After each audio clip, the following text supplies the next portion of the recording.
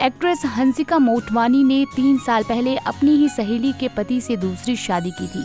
शादी के बाद हंसिका मोटवानी को कोर्ट कचहरी के चक्कर काटने पड़े, लेकिन अपनी सहेली की वजह से नहीं बल्कि भाभी मुस्कान नैन्सी जेम्स के कारण।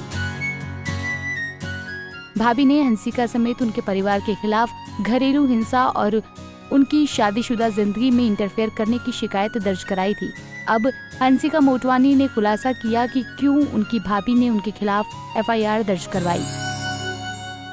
हंसिका ने दावा किया है कि उन्होंने भाभी से अपने पैसों की मांग की थी, जो कि उन्होंने उनकी शादी में उधार दिए थे, जिसके बाद ये सब हुआ।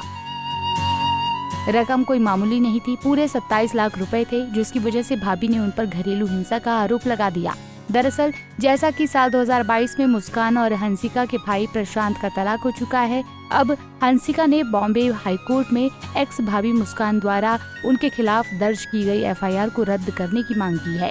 हंसिका मोटवानी की याचिका सुनते हुए मामले की सुनवाई 3 जुलाई को निर्धारित की गई है। अपनी एफआईआर में मुस्कान ने आरोप लगाया था कि हंसिका और उनकी मां ज्योति मोटवानी उनकी गृहस्थी में इतना इंटरफेयर कर रही हैं, जिस वजह से उनके पति उनसे दूर हो गए हैं। ये भी आरोप लगाया था कि लोग उनके और पैसों की मांग करते हैं, साथ ही उनके साथ प्रॉपर्टी से जुड़ी धोखाधड़ी भी की गई है। मुस्कान ने पति प्रशांत मोटवानी पर घरेलू हिंसा का आरोप लगाया था।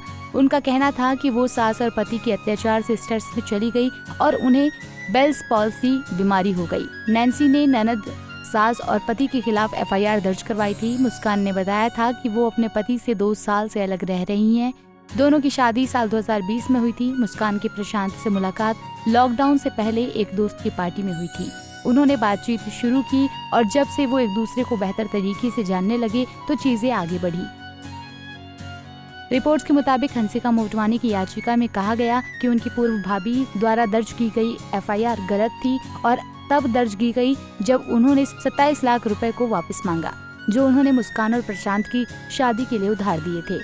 हंसिका ने दावा किया कि उनके पैसे का इस्तेमाल वेडिंग प्लानर्स को भुगतान करने के लिए किया गया था, लेकिन उन्हें कभी भी पैसे वापस नहीं दिए गए। उन्होंने आगे कहा कि आपराधिक मुकदमा चलाने के लिए मुस्कान की शिकायत मुस्कान और उनके भाई प्रशांत के बीच दिक्कतों की वजह से थी। कथित तौर पर कहा, याचिकाकर्ता के खिलाफ आरोप निराधार और घरेलू विवादों से उत्पन्न हुआ है, जिन्हें आपराधिक अभियोजन के दायरे में लाने के लिए बढ़ा चढ़ाकर पेश किया गया है। हंसिका मोटवानी ने कहा कि उनका अपने भाई के वैवाहिक मुद्दों में कोई सीधा संबंध नहीं है। मामला केवल इसलिए दर्ज किया गया क्योंकि वो प्रशांत की बहन है। उन्होंने याचिका में कहा कि उन पर ये एफआईआर परिवार पर चल रहे वैवाहिक विवाद में वित्तीय समझौते के लिए दबाव डालने के उद्देश्य से किया गया है।